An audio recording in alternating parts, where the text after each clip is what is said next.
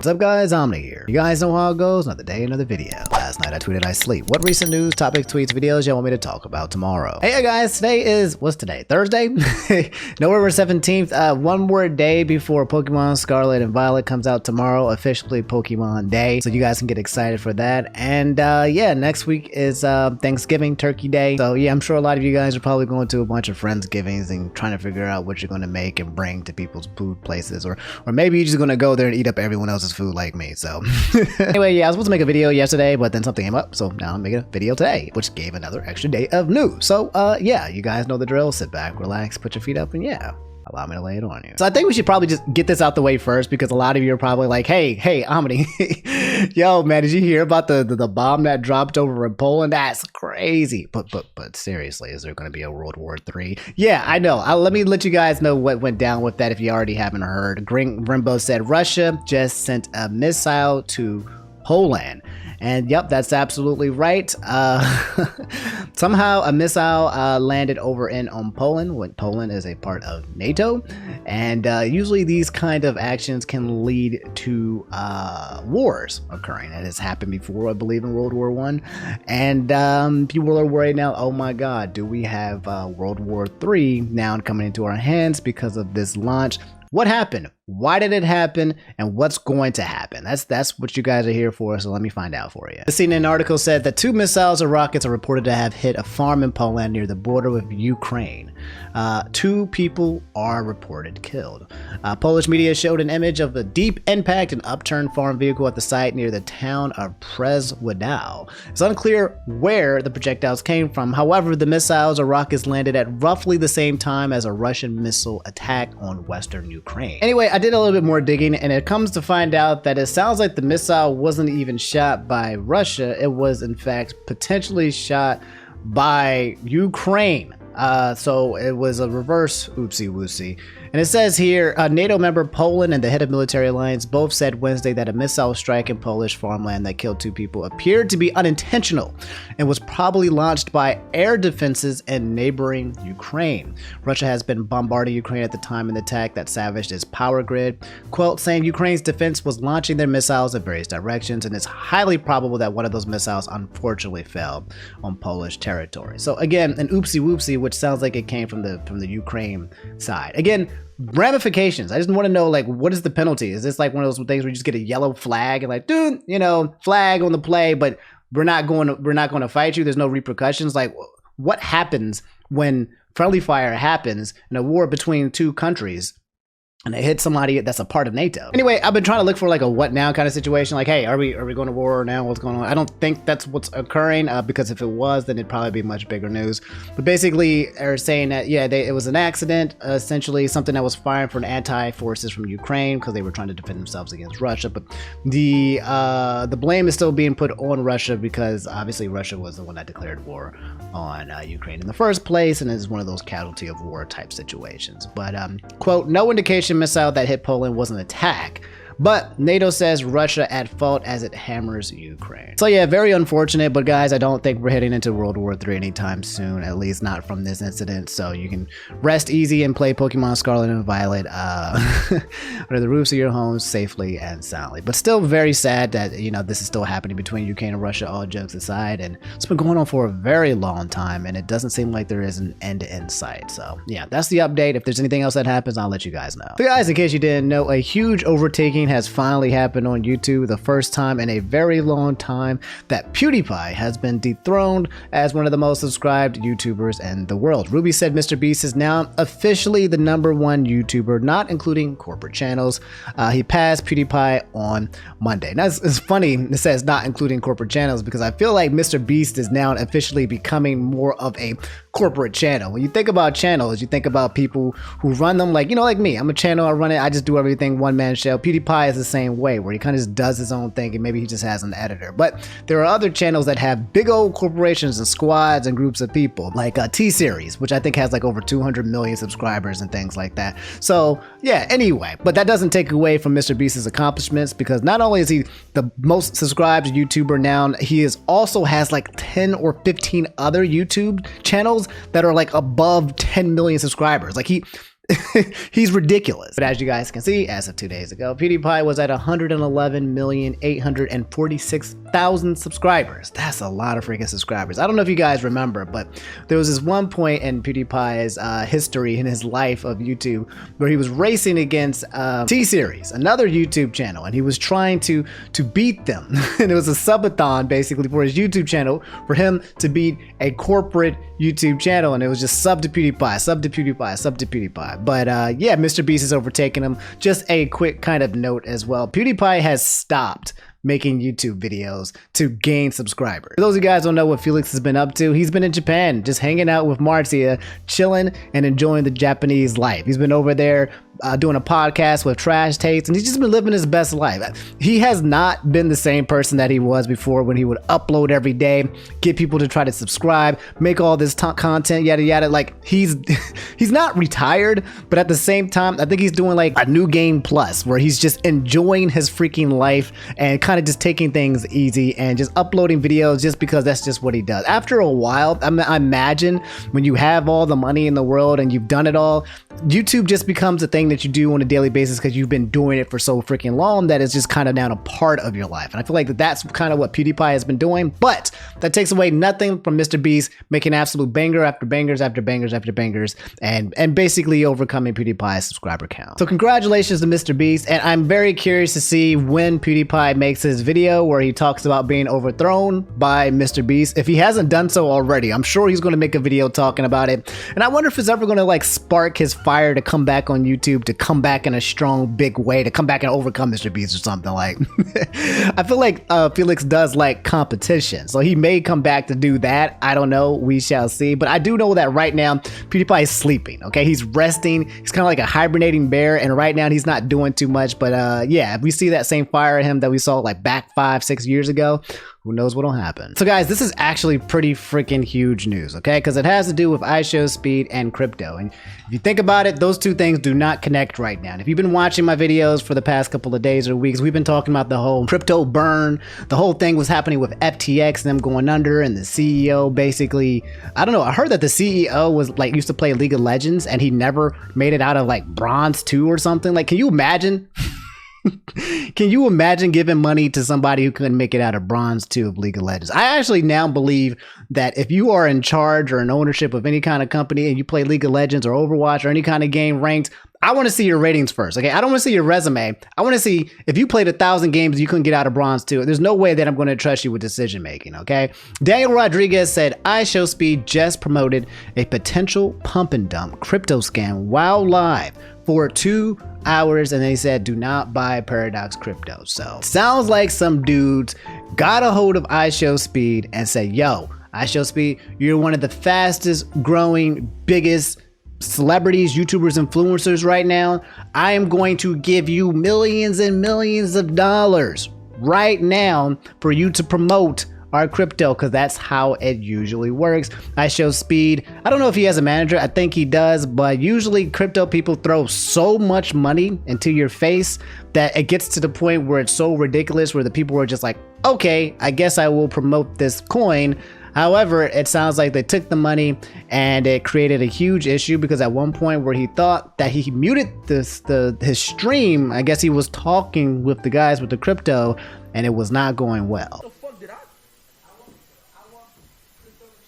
The stock exchange is worth $40 billion. I sent off a picture saying, why does IShowSpeed's comments keep saying scam for $40 billion?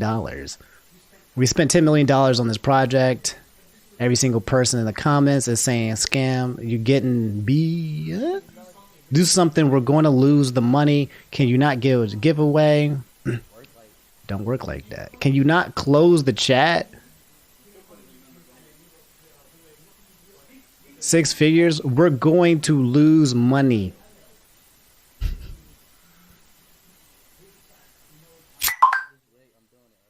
Said, wait, I'm doing it. So that was the clip, I suppose, of IShowSpeed talking with the guys, the investors, pissed off because the internet was basically I cannot believe it's 2022, the end of 2022. Pump and dumps are still trying to be a thing. Okay, these guys are saying that they're not pump and dumps, they're not scammers or nothing like that. Okay, they're saying it's an actual legit project or whatever, but that's what every single project has said in the past as well. But yeah, he's basically mad because the internet doesn't like crypto and everyone's calling it a scam. How are people so out of touch now? Like, 2 years ago, when people were still mad at crypto and they were like, yo, this is all a scam anyway, you know, that would make sense. People were coming out with NFTs, getting canceled and being like, sorry, my bad, I shouldn't have did that NFT. You guys don't like it. This was going on rampantly, right? But 2 years later, and people are still trying to do NFTs, people are still trying to push cryptocurrency. Wow, crypto was burning. Read the freaking room, dog. Everyone's watching what's happening with FTX. Do you honestly think that, like, by promoting one of the biggest influencers and trying to push a coin is something that's going to actually succeed? I don't understand how these people made money in the first place. I don't understand how people with all of this money are making more money when, to me, this sounds like a hilariously dumb move that is just doomed to fail. But it looks like Speed got caught up into it. And whenever there's any kind of drama or news to the crypto space, your boy Coffeezilla will definitely be there to look at the case. It's because you keep not acknowledging our response and the fact that we want to produce evidence. You wouldn't have this conversation. Y'all are like Gish galloping to all these. You wouldn't have this conversation with Dogecoin. Wait. No. You're Gish galloping to all these different topics, okay? So what I said is, you shouldn't be advertising a 10x to 100x ever. That's super irresponsible. That's the definition of a get-rich-quick scheme, right? Yeah. That's what I talked to you guys about. I'm gonna tell I can dump money into something, get 100x? How's that not a get-rich-quick scheme? Wait. Okay. Answer this question.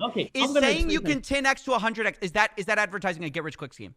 Okay, let me explain something to you. No. Answer the question. Instead of jumping to different topics, y'all said y'all can come with the answers, right? You read the statement, so is that a get-rich-quick scheme? Is it a get-rich-quick scheme? Yes or no? Is it a get-rich-quick scheme? Yes or no? Answer the question. No. Answer the question I'm asking right now. Is it a get-rich-quick scheme? Yes or no? No, of course it's not. How can you turn around and say it's a get-rich-quick scheme when we're looking to acquire? This is a conversation. Not that. Oh my God. It's like so much freaking deflecting. He's literally asking a very simple question. And it's a loaded question because the answer is already there. Whenever you suggest that you can turn 10 times to 100 times in terms of your money, you can turn $1,000 into $10,000 into $100,000. That is literally, quite literally, the definition of a get rich scheme. And if people are telling you that that's what you can do with your money, best believe you are about to get pumped and then you are about to get dumped and you are about to get got. That is just classic 101 Ponzi scheme. Classic 101. Stop getting off topic. Stop. Hey, you know I got you. Hey, bro, you know I got you. You're running around. Yeah. You know I got you. 10x to 100x isn't a get rich quick scheme. You know it is. Let me explain something that you don't realize. Y'all are like trying to deflect on centralized exchanges. What you don't realize is they have to launch and keep the coin above a certain price. Yes. Or no. That is, on a low market cap coin, it's easy to do when you use a reputable market maker and they're putting enough liquidity. We will only be listing similar coins to this to ensure we get a higher return for our investors. We also have a refund policy in place where if it doesn't meet up to the standards we want, the answer is it's a scam. Oh, it's just Yeah, it's going to come back and bite you. No. Yeah, so they're listen. If it requires a 2-hour conversation to prove that you are not scamming people, more than likely you are scamming people, okay? Don't even need to go into the science of having a market cap and saying that you have to have a basic requirement for how much the coin needs to be, talking about refunds. Look, we just saw FTX, okay? We just literally saw it. FTX crashed, and now people like Tom Brady and what's his name? Steph Curry and freaking all these other people are now getting like lawsuits for promoting the crypto exchange after they've lost all of their equity and money in it as well, okay? Like, look, Paradox, even if you were something legit, now is not the time to be using freaking 17-year-old YouTubers to take advantage of them and paying them out money so that you can pump and dump their fans. Like, That's what it sounds like to me, and that's probably what was going to happen. And yeah. But anyway, guys, that's the situation that happened with IShowSpeed and his stream where he's giving away PS5s and all these crypto scams. Coffeezilla said IShowSpeed edited his live stream and post, cutting out the leaked audio discussion of scamming. The 2-hour video now ends at 40 minutes, and then basically said that he's going to be making a video on it as of tomorrow, so you guys can look forward to that. But in my opinion, absolutely wild. Like, who is in charge of this happening in the first place? I don't think I don't think Speed is probably the one making the decisions here. So maybe he is, but my guess is he has a manager, somebody that's basically saying, yo, accept this and take the money. But whoever his manager is needs to get absolutely fired, because this is something that can destroy people's reputations. And it's also something that people were doing like a year ago, and they're getting their reputations destroyed. So that just goes to kind of show you that if people are still doing this after there's been a history of people getting canceled for doing so, it's because people are just taking the money and running. They're saying, yo, I will advertise this. I've been requested from so many different coins for me to sell coins to you, to push out a coin, to push out whatever random coin they want, right? And be like, yo, push out this freaking coin and we'll pay you crazy amounts of money. And I'm like, wow, okay, you want me to scam my fans? Okay, for lots and lots of money. You want me to sell my soul and then get my fans to spend a lot of money and pump and dump them so that they lose all their money? Like, that's completely garbage, but people are still doing it.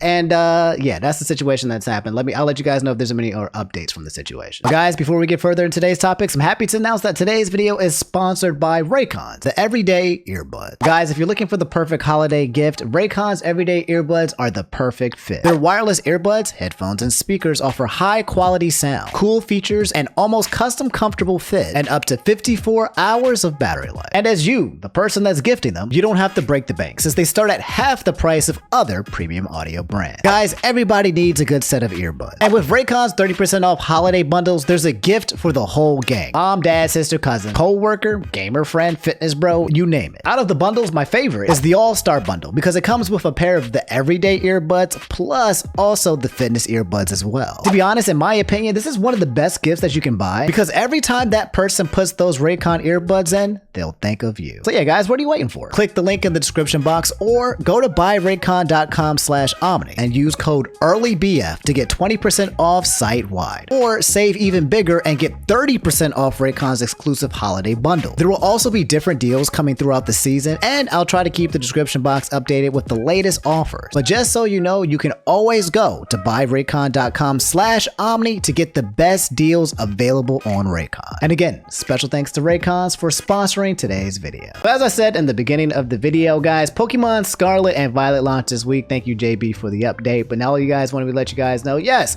it's finally coming. So you guys can pre-order it on your Nintendo Switch, and you can either get Scarlet, which is the racing lizard dude, or Violet, which is also the racing dragon dude. I don't know what that is, but yeah, everyone can finally all play Pokemon. But from what I hear, the critic scores are and I think they're only like around 78, 75. Like, I think it got similar scores as Sonic Frontiers. There's a lot of people who are upset about the actual gameplay in terms of like the animations and the graphics, which has been the same complaint that freaking Pokemon has been receiving for ages and ages now. Spawnwave tweeted and said, Pokemon reviews are coming in. Unfortunately, it sounds like the game's performance is rough and detracted from many of the reviewers' experiences. The game itself sounds fun at least. So it sounds like it's a fun game with garbage graphics, but that's that's Pokemon, right? Like, the graphics has never been their spiel. It's just all been about catching the Pokemon and the Pokemon experience, I suppose. But yeah, 78 Metascore after 36 reviews. That's not terrible by any means, but I guess I would have to say is just don't expect any kind of like God of War type of graphics while you're playing this game. Continuing off of this, in case you have missed the animation, Finn said, what do you think of this eating animation from Pokemon Scarlet and Violet? And people are going in on this animation right here. Okay, let's just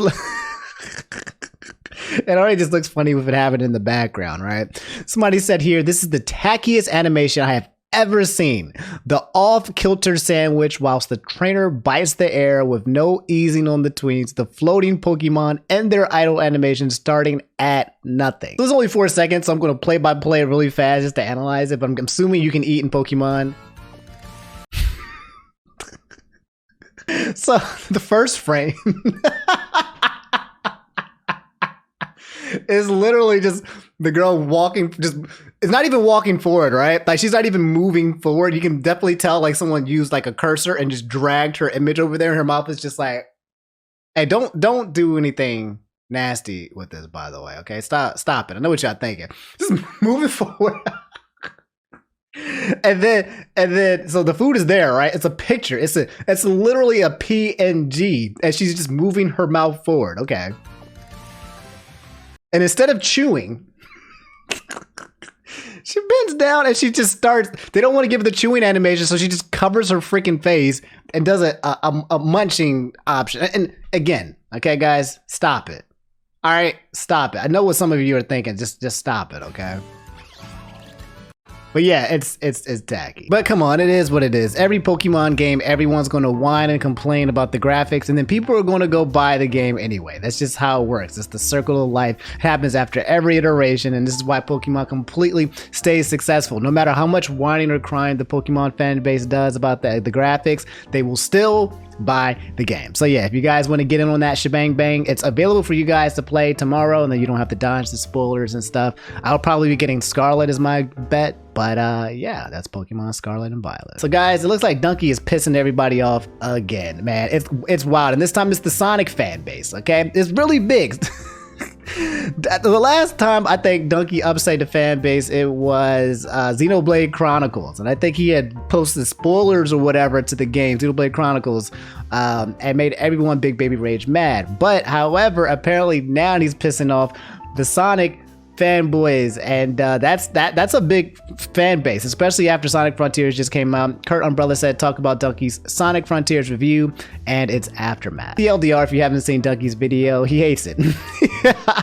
He doesn't like the Sonic game, but more importantly, he thinks that the game itself and the reviews do not match how good the game is, because the reviews of the game were higher than other games in which he finds more highly acclaimed. So he thinks that the user score got boosted. However, what occurred was when you have somebody like Dunkey talking about review scores or talking about how the rating of the game isn't accurate or it doesn't make any sense, then you might have like thousands of Dunkey fans swarming into the critics and the review places and review bombing it and maybe giving it a 0. But then you got like thousands of Sonic fans coming in and giving it a 10, right? Now the score doesn't even matter, because now people were just manipulating the numbers left and right like politics. That's exactly how politics works, by the way. So yeah, this person said Dunkey literally made a hit piece on Sonic Frontiers, proving once and for all that he's just as bad as the game journalists he criticized in the past. Out of context pop shots, in-game spoilers with no spoiler warning, just an altogether mean-spirited, unfunny mess of a video. Now, okay, look. You guys can hate Dunkey all you want. Okay, I'm personally a fan. I think he makes really good content. He's a funny dude. But if you're going to watch a video from Dunkey and it's a review, you know, then obviously, and he's already spoiled Xenoblade Chronicles, what makes you think that there's not going to be spoilers in this review again? Okay, especially if there's no. This man is not obligated to give a spoiler warning. Okay, if you're giving a review of the game, then it's a review of the game, including parts of the game that you may have not played. Okay, if you're going to watch a video about a review of a game, then go beat the game first. This guy here said the thing is that Dunkey's video is going to become one of the most viewed pieces of Sonic Frontiers coverage on YouTube, and it's going to be taken as a big red reason not to buy the game. His fans are already rating the Metacritic with 0s without even playing it. So that's what a lot of the Sonic fans are worried about, is that Sonic Frontiers is a game that a lot of people want to be successful so that the Sonic and Sega franchise can make more, and they can finally get high reviews and high scores and make more. They don't want to dissuade Sega or hurt Sega, because, you know, Sonic fans want to eat, and they want to eat good. Sonic fans also will rate the game higher than they probably really do enjoy, but just because out of nostalgia and just wanting the Sega franchise to do well, you know what I'm saying? Just reading some of the review comments, somebody here said, I just saw Dunkey's review and this game looks really bad. I haven't played it yet, but Sonic sucks and he goes too fast and it's too hard to see what's going on. I would rather play the best game ever, Elden Ring, than this trash. Get good, don't buy this game. Dunkey himself then replied to the entire situation, making a tweet saying, Sonic fans are review bombing their own game to make my fans look bad. They really thought they were slick calling their account Dunkey Lover 2005. Twitter thought this was real, by the way. So now people are basically infiltrating the Dunkey fan base, and they're saying that Sonic fans are coming here to make the game look worse. I don't know what's going on. Anyway, he said, in the end, way more positive reviews are being left than negative, and it's a 90% Sonic fans leaving both. And my intention was never to send review bombers. I just wanted to make an entertaining video on a game I didn't really like, and I was shocked by the user score, so I included it. I can't be alone in feeling crazy when seeing them. Anyway, is what it is. It brings me back to, if you guys don't know Arlo. Arlo is a YouTuber who talks about video games as well, and he got completely decimated because he reviewed, I can't remember what game it was. I don't know if it was Zelda Breath of the Wild or some popular game with a huge fan base, right? And he said something to the extent of like, I don't like it, right? And went on this huge rant about how he does not like the game or something, and his video got completely just bombed by the fan base. And I think like at this point, right, it sounds like if you give your opinion on something and your opinion is that you do not like said thing, then you will get absolutely trashed. Also, if you give your opinion on certain subjects on the internet and say you do like something or certain people, then you might also get trashed. So there are just fan bases out there waiting for you to say the wrong thing at all times. So buyers beware. So guys, we got to talk about Sonic the Hedgehog, the actual voices of Sonic the Hedgehog in the game and the shows and all of that stuff. They took over and did an Ask Me Anything basically on Twitter, and your boy Fadel, aka GamesCage, was addressed and answered in terms of one of it, and it was absolutely funny. If you guys don't know GamesCage, the hype man himself, Fadel, he's always out there tweeting like every 5 seconds, doing poses, laughing, streaming on Twitch, and he's one of the biggest Sonic fans out there, so he's been hyping this game out for a long time, and so much to the point where he got invited to go out to hang out with the guys and watch the movie with them at the premiere. So he's officially now a part of the Sonic lore. Well, Alvin64 said Sonic and gang roasted Fadel on the Sonic Twitter takeover. And there's a clip here where they basically go in on Fadel when Fadel came in and was like, hey Sonic guys, blah blah blah, I got some questions for you. You guys kind of ganged up with me. I'm just gonna play this clip right here because it's funny to watch one of your homies get jumped by the Sonic goo. On the down low though says, hey gang, hype guy here. Last year, you all handed me a crazy roast that I never even got to hear. So, could I get an apology?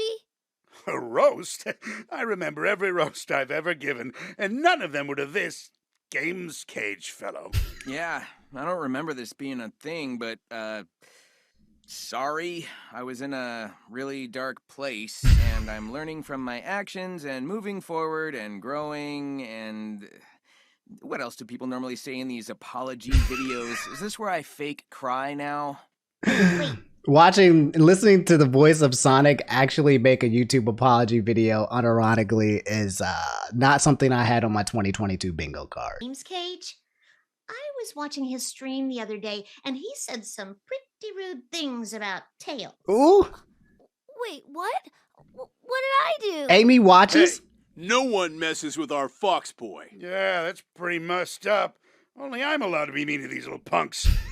You have strayed from the path. What? Whoa, did you hear that?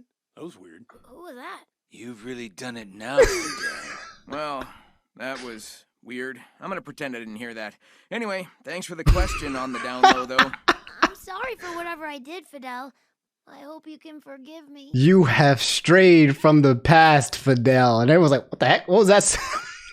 But yeah, funny tweet. My boy GamesCage said, oh my god, I love you. My favorite characters hate me, LMFO. Also, Tails, I'm sorry, I strayed from the path. So a little back and forth banter between these guys, which is always fun to watch on Twitter, especially when so much drama and negativity is going on. Always fun to kind of bring this in. So this is really huge, guys. No spoilers, relax, okay? I'm not going to hit y'all with no spoilers or nothing like that. But I'm going to use this whole segment to kind of go over some of the biggest games and anime that we've been talking about on this channel. And I'm going to let you guys know what you need to watch and what you need to play, okay? Smugmud said, Bleach, the 1,000-Year Blood War episode 6 making history. If you guys don't already know, Bleach came back. It's available to watch on Hulu, and it's absolutely garbage watching on Hulu free. So if you have the non-free version, you're great. But oh my god, so many ads. But yes, okay, episode 6 was one of the best episodes of anime that I've seen in a very long time. And if you are a Bleach fan, it basically showcased something that you would want to see, okay? It's good. Animation, graphics, good. I'm actually surprised by Bleach. When I binge watched it a couple of days ago, actually, because I like to watch anime and just huge bulks, right? I was very surprised. This show is extremely bloody. Like, I remember it being bloody, like in the show, but like it was kind of like downplayed because it was old. But now they I feel like they're trying to turn it into like Attack on Titan kind of stuff. People are getting murked left and right. Absolutely destroyed. People heads blown off. It's wild, okay?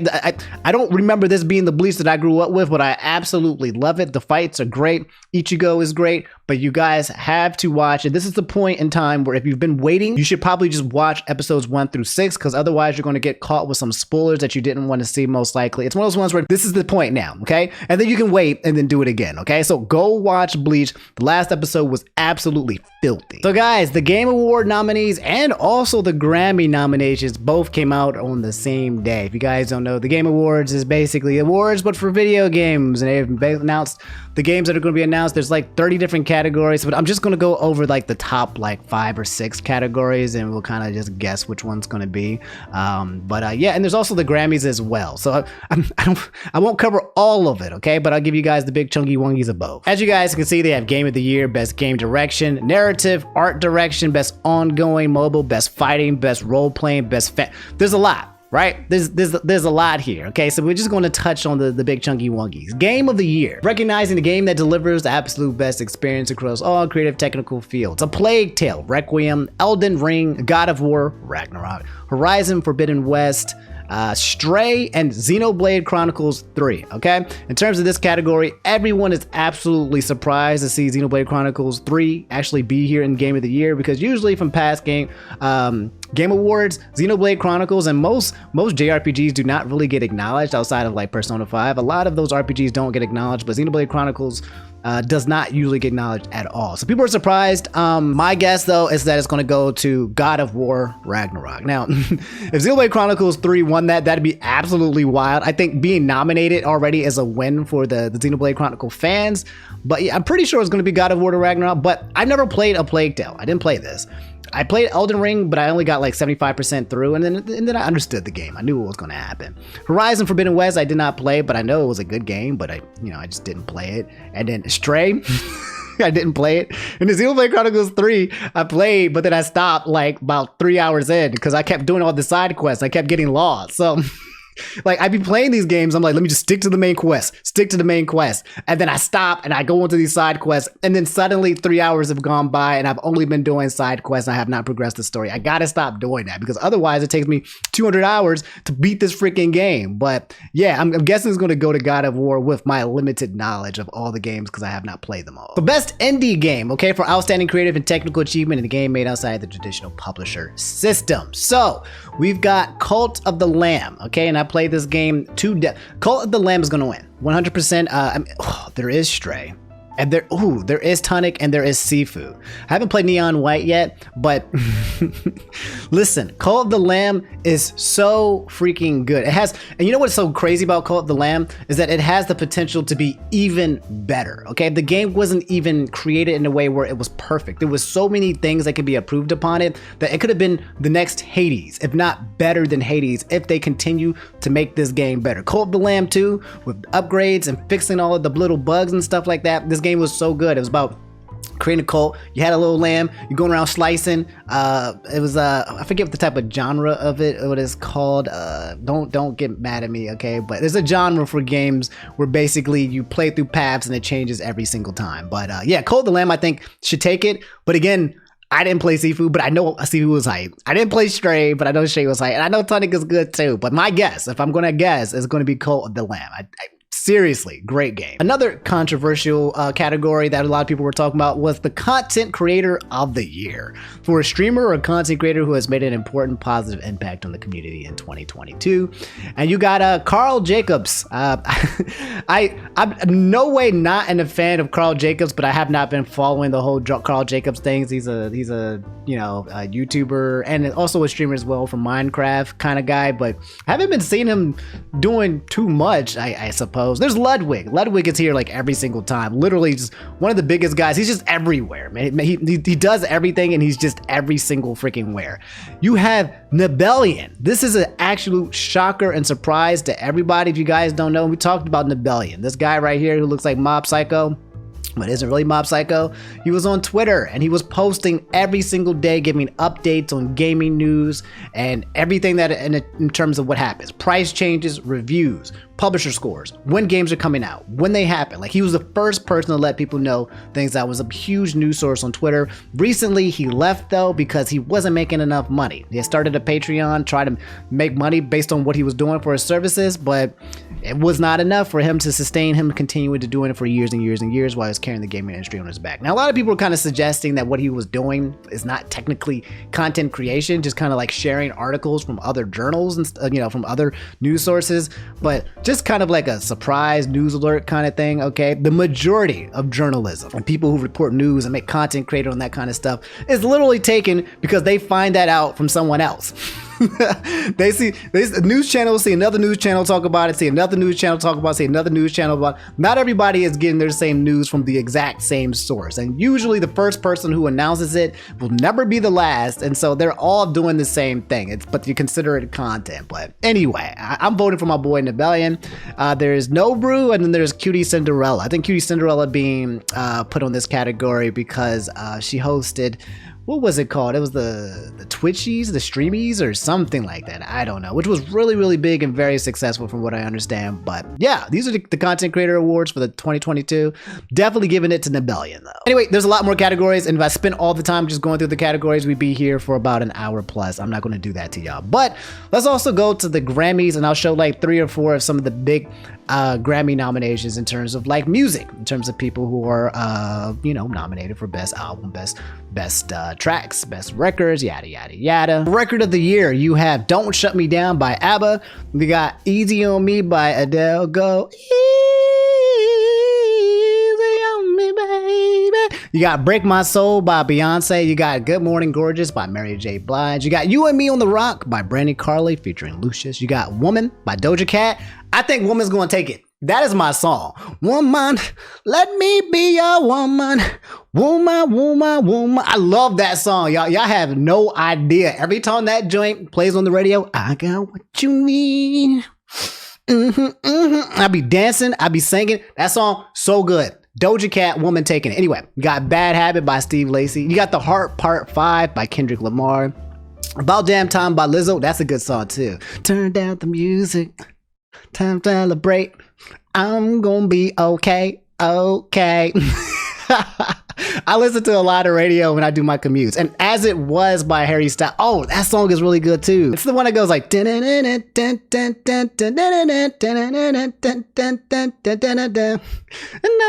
it's not the same as it was.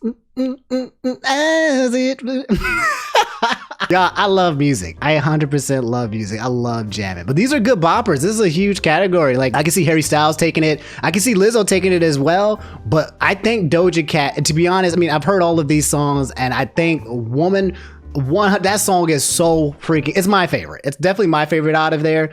As It Was is probably up there too. It's between Harry Styles and Doja Cat, in my opinion. Album of the year, Going to Voyage by ABBA.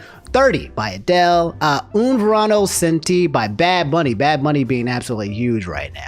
Renaissance by Beyonce, Good Morning Gorgeous by Mary J. Blige, MD Silent Days by Brandy Carlisle, Music of the Spheres by Coldplay. I absolutely missed this. I'm a huge Coldplay fan. I wouldn't say huge, but I love Coldplay, right? And for some reason, I completely missed out on the fact that Coldplay dropped an album. Like, bro, Mr. Morale and the Big Steppers. This was a great album by Kendrick Lamar. I will say, like, it's not an album that a lot of people people will probably resonate with, because you kind of got to be the target audience to kind of really feel it. So I would say comparisons to Damn, where Damn is just like an album that universally is just going to rock hard.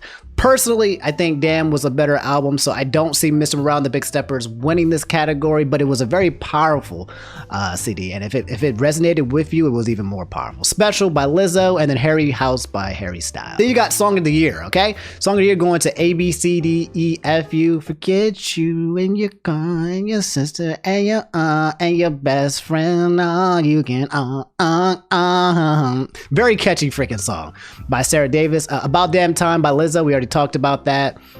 All Too Well by Taylor Swift. So Taylor Swift, you guys don't know, has been re-releasing like some of her songs to her masters, because her original songs I think got ate up, so she's re-releasing her music. But apparently she made another version of All Too Well, and it's a 10-minute version of it that people saying was really good. As It Was, again by Tyler Johnson, Harry Styles. Bad Habit, Break My Soul by Beyonce. Easy on Me, God Did by Tariq Azaz, The Heart Part 5, and Just Like That by Bonnie Raitt. Best New Artist, I'm gonna be completely honest, I don't know who any of these people are. Anita, Omar Apollo, Dami, Mooney, Samara, Lato, Manskin, Toby, Molly, I don't know. Wet Lake, I don't know who any of these people are. I'm just surprised that Ice Spice isn't on there. Whatever her name is, Ice Spice, like, does she count as a new artist? But I feel like her name is probably more recognizable. Not her music, but definitely her name. Anyway, that's the kind of the big chunky wongies. I did kind of want to point out though, dance electronica music in number 9 and number 10 both have Bonobo. Bonobo Rosewood and also Bonobo Fragments. I love Bonobo. They're actually one of my top 5 artists. I've been listening to them for years. I've been wanting to go to a concert with them for a while. Oh wait, I did go to one of their concerts and it was absolutely godlike. So I just love Bonobo, so I just want to bring that up. But yeah, those are the big chunky wongies. That's who I think is going to win, and there's a few huge lists as well for everything as well. So the Grammys I think are going to be taking place February 5th, 2023. So a very, very long time from now. Nothing that you need to worry about. So those are the Grammy nominations. Let me know what you guys think in terms of the ones that I mentioned. Am I right or am I wrong? And if you liked my renditions of the music, then you can just, drop a like on that video, and I'll sing for you guys in real time on twitch.tv. All right, guys, that's all I have for today's video. If you made it to the end, do me a favor, just drop a like, okay, before you go. I know you're clicking this video. I know you're watching it, right? And you're just like, all right, I'm out. I'm just go do this other tab. Just drop the like, okay? It helps, all right? You don't even have to make a comment, but you could make a comment if you want. But just lets me know again that you made it to the end of the video. You guys are watching, and I'm making good videos. Otherwise, subscribe if you guys haven't already. Just double check to make sure that you subscribe. If you've been watching this channel for a while, you just haven't hit the sub button, just do me a favor and do that. And yeah, eventually we'll be able to hit 111 million subscribers on this freaking channel. I love you guys. I'll see y'all later. If I don't make a video tomorrow, then I'll probably hit you guys up on either this weekend or Monday. Yeah, business as usual. So I love you guys, and I hope everything's going well for you guys. Stay safe out on them streets. Some streets ain't safe. Have a fun weekend with your Friendsgivings, okay? Be careful with what you eat, because I heard there was something going on with the deli produce and something called listeria or something. I don't know. Just be careful on that joint. Don't put in not trying to scare y'all. And that's it. I'm rambling. I love y'all. I hit y'all up later. Take it easy. Peace.